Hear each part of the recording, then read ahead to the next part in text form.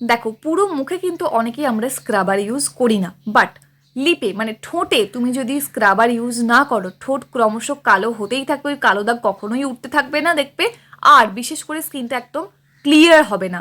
কারণ এই যে আমরা এত লিপস্টিক ইউজ করছি, সেটা যতই রিমুভ করি না কেন, ভালো করে যদি ক্লিন না হয় তাহলে কিন্তু একদমই ডেড স্কিন সেলের লেয়ারটা উঠবে না, আর ওটা জমতে জমতে একসময় ভীষণ কালো দাগ পড়ে যায়। আর ঠিক এই রকমই জুসি প্লাম্প পিঙ্ক একটা ঠোঁট পাওয়ার জন্য অবশ্যই আজকের এই রেমেডিটা একবার ট্রাই করে দেখো, এবং তোমার ঠোঁট যতই কালো হোক না কেন সেটা পিঙ্ক হতে বাধ্য, এভাবে যদি তুমি কেয়ার নাও ঠোঁটের। এছাড়াও অনেক সময় কি হয় বলতো, যখন আমরা লিপস্টিক ইউজ করি অনেকে কিন্তু ভালো ব্র্যান্ডের ইউজ করি না, বা যত দামি ব্র্যান্ডেরই ইউজ করি না কেন, লিপস্টিকের মধ্যে এত রকমের হার্মফুল কেমিক্যাল থাকে যার জন্য আমাদের ঠোঁটটা প্রচণ্ড পরিমাণে ব্ল্যাক প্যাচ পড়ে যায়, ভীষণ পরিমাণে ডাল লাগে। তাই এটা না হওয়ার জন্য চলো ট্রাই করে নিই আজকের রেমেডিটা। এর জন্য প্রথম আমাদের এখানে যেটা লাগবে সেটা হলো ভ্যাসলিন। একদম অল্প, খুব বেশি নেওয়ার কোনো প্রয়োজন নেই, হাফ টিস্পুনেরও কম। দেখো আমি নিচ্ছি যতটা পরিমাণে, এতটা পরিমাণ নিলেই হবে, খুব বেশি দরকার নেই। ভ্যাসলিন কিন্তু আমাদের স্কিনকে ভীষণ পরিমাণে সফট রাখে, কারণ এটা একটা পেট্রোলিয়াম জেলি তো, আর পেট্রোলিয়াম জেলি কিন্তু আমাদের স্কিনকে ভীষণ পরিমাণে সফট ময়শ্চারাইজড রাখতে ভীষণ হেল্প করে। বাট শুধু ভ্যাসলিন ইউজ করলে কিচ্ছু হবে না, তুমি নিজেও ট্রাই করেছো আমি জানি, কারণ অনেকেই দেখেছি ভ্যাসলিন ইউজ করে ঠোঁটে, বাট হ্যাঁ একটু সফট থাকে, কিন্তু পুরোপুরিভাবে যে ঠোঁটে ছাল ওঠা সেটাও যায় না, এবং কালো দাগ তো একেবারেই যায় না।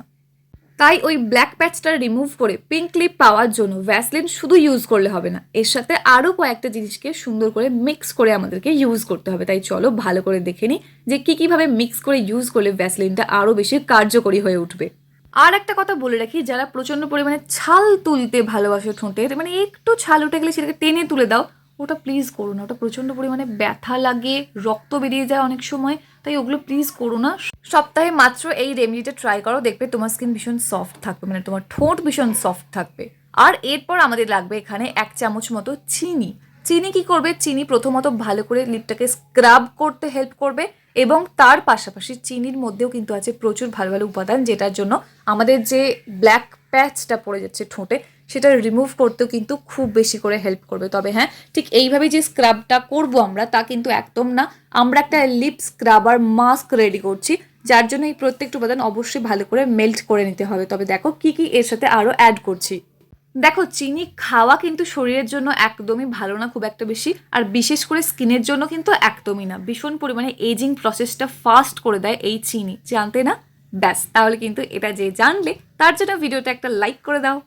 অনেকে কিন্তু আমি দেখেছি আলাদা করে যেমন লিপ বাম কেনে, আবার লিপ মাস্ক কেনে, বা ধর লিপ স্ক্রাব কেনে, তাই এগুলো আলাদা করে কেনার কোনো প্রয়োজন নেই। এই একটা রেমেডি ট্রাই করলে কিন্তু ভীষণ পরিমাণে ভালো রেজাল্ট পাবে তুমি, এবং সাথে সাথে রেজাল্ট পাবে। দেখো খুব ভালো রেজাল্ট পাওয়ার জন্য এটা প্লিজ একবার হলেও ট্রাই করো।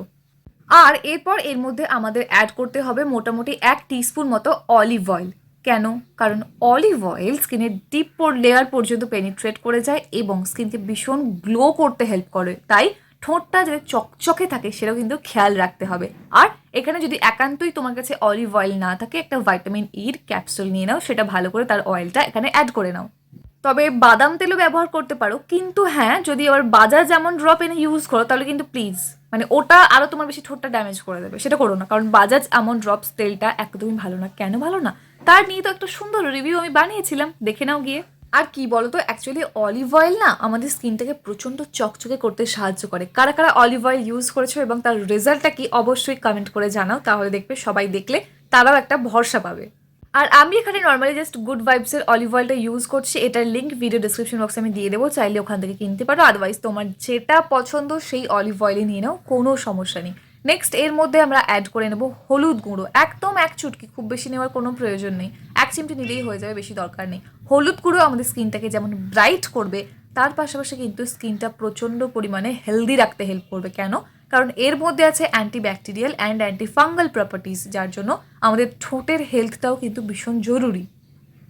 এছাড়াও দেখবে এইভাবে প্রত্যেকটা উপকরণ যেগুলো আমি দিচ্ছি সেগুলো দিয়ে যদি তোমরা এইভাবে ট্রাই করতে পারো, দেখবে তোমার ঠোঁটটা মাত্র 1 দিনে অনেক বেশি ডার্ক স্পটগুলো উঠে যাচ্ছে আর প্রচণ্ড সফট হয়ে যাচ্ছে। তাই প্লিজ ট্রাই করো।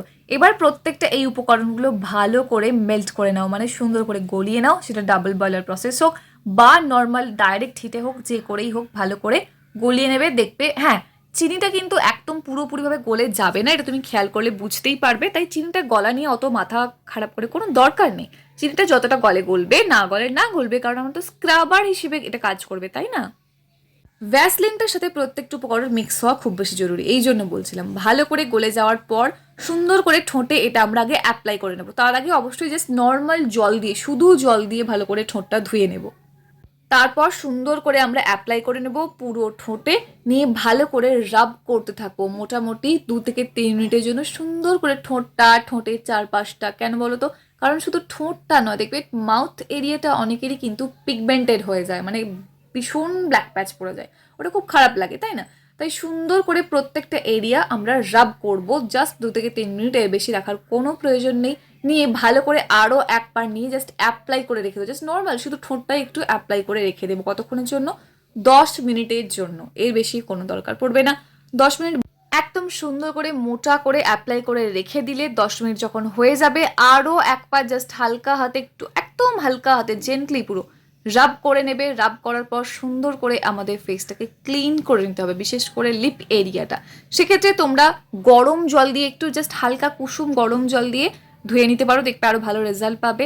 আর যদি না হয় সেটা মানে একটু কুসুম গরম জল করে নাও, তার মধ্যে একটা রুমাল নিয়ে ভিজিয়ে নাও ভালো করে, নিয়ে সেটা দিয়ে ফেসটাকে জাস্ট ক্লিন করে নাও। মানে ফেসটা বলতে জাস্ট লিপ পোর্শনটা, মানে ঠোঁটের চারপাশটা যে তুমি লাগিয়েছো, ঠোঁটের চারপাশটা সুন্দর করে ক্লিন করে নাও। দেখবে তোমার স্কিন এত বেশি সফট হয়ে যাবে, ডেড স্কিন সেলের লেয়ারটা সুন্দর করে উঠে যাবে। কেন বলো তো? যে চিনি ছিল সুন্দর করে স্ক্রাব হয়ে গেছে। তার পাশাপাশি কি আছে? ভ্যাসলিন আছে, যেটা আমাদের ঠোঁটটাকে সুন্দরভাবে হাইড্রেটেড রাখবে, ভীষণ পরিমাণে ময়শ্চারাইজড রাখবে। আর আছে কি না, ভ্যাসলিনের পাশাপাশি এর মধ্যে আমরা দিয়েছিলাম হলুদ গুঁড়ো। এগুলো কিন্তু আমাদের স্কিনটাকে ব্রাইট করতে হেল্প করবে, মানে ঠোঁটটা ব্রাইট হবে। তাই কালো ঠোঁটের যে সমস্যা, সেটা একেবারেই থাকবে না তোমার স্কিন, মানে তোমার ঠোঁটের স্কিন ভীষণ পরিমাণে পিঙ্ক থাকবে, সফট থাকবে, সাপল থাকবে। তাই অবশ্যই এবার থেকে ঠোঁটের চামড়াগুলো প্লিজ আর ছিঁড়ে ফেলবে না, সুন্দর করে এইভাবে লিপ স্ক্রাব করে নেবে। সপ্তাহে 1 দিন করলেই হবে, আর দরকার নেই। এটা করার পর জাস্ট যে কোনো একটা লিপ বাম নিয়ে অ্যাপ্লাই করে নাও। লিপ বাম যদি না থাকে কোনো দরকার নেই, নর্মাল একটু ভ্যাসলিন নাও, নিয়ে তারপর অ্যাপ্লাই করে শুয়ে পড়ো, আর দরকার নেই। আর এটা রাত্রিবেলা করলে বেস্ট অপশন। এছাড়াও তুমি এটা দিনের বেলা করতে পারো, যখন সময় পাবে তখনই করতে পারো। সপ্তাহে 1 বার করলে কিন্তু এটা যথেষ্ট, আর করার কোনো প্রয়োজন পড়বে না। তাই সপ্তাহে 1 দিন 10টা মিনিটের জন্য নিজেকে একটু টাইম দাও, ঠোঁটটা যাতে কালো না থাকে, একদম যাতে পিঙ্ক হয়ে যায়, সফট হয়ে যায়, প্লাম্প হয়ে যায়, গ্লোয়িং হয়ে যায়। তাই এই ছিল আজকে আমার ভিডিও। কেমন লাগলো? যদি ভালো লাগে অবশ্যই একটা লাইক করে দিও, প্রশ্ন থাকলে কমেন্ট করতে জানাতে ভুলো না। আর চ্যানেলে প্রথম হয়ে থাকলে সাবস্ক্রাইব করে অল নোটিফিকেশন অন করে নাও, এরকম সুন্দর সুন্দর ভিডিও আরও দেখার জন্য। দেখা যাচ্ছে নেক্সট অন্য কোনো video. Take care and bye bye. Finally thank you for watching this video.